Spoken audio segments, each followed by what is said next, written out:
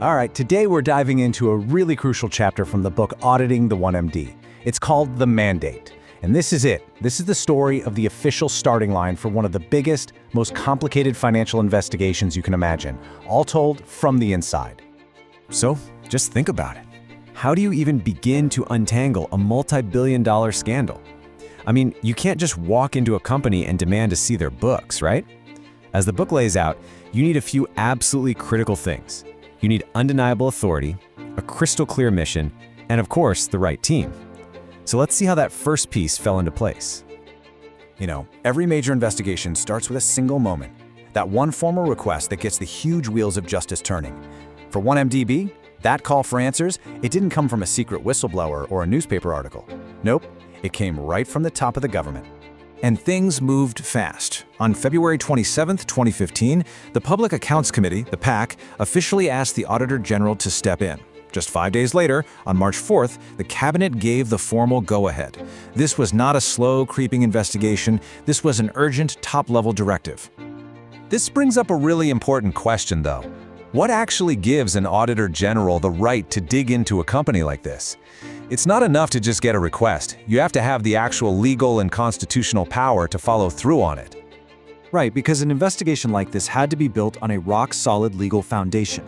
It was all based on this two-pronged authority that basically acted as the auditor's ironclad license to go in and find the truth. First, you've got the highest law in the land, Article 106 of the Federal Constitution. This is the ultimate source of power here.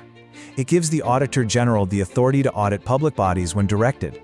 This is what gives the whole mission its unshakable constitutional backing. And then, backing up the Constitution, you have the Audit Act of 1957. This is what provides the specific, on-the-ground power. And Section 5.1 makes it totally clear. If a company got government loans, or if the government owns more than half of it, which 1MDB was, the Auditor General can go in and look at the accounts. So between these two laws, the authority was airtight. So, with the authority locked down, what exactly was the mission? The mandate wasn't just some vague order to go look into 1MDB. No, it was a very precise set of 5 key questions. And these questions, they formed the absolute heart of the investigation. And what's really amazing is just how specific these orders were. This was no fishing expedition. First, where did RM2 billion to repay loans even come from? Second, take a hard look at a new RM3 billion capital injection. Third, review all the investment deals with Petrosaudi.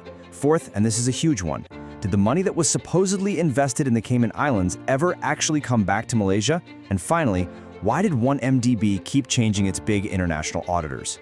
Those 5 questions, that was the entire focus. Now, an investigation of this size, obviously it couldn't be done by just one person. A special team had to be put together. A group of experienced auditors who were about to be handed one of the toughest jobs in the nation's history. And this is the team, a hand-picked group of 14 auditors pulled from different divisions of the National Audit Department. The entire weight of that 5-point mission, it now rested squarely on their shoulders. These were the people tasked with trying to navigate the unbelievably complex financial maze of 1MDB to find some answers. So, with the legal power in place, the mission clearly spelled out, and the team assembled, the stage was finally set. The special audit of 1MDB was officially about to begin.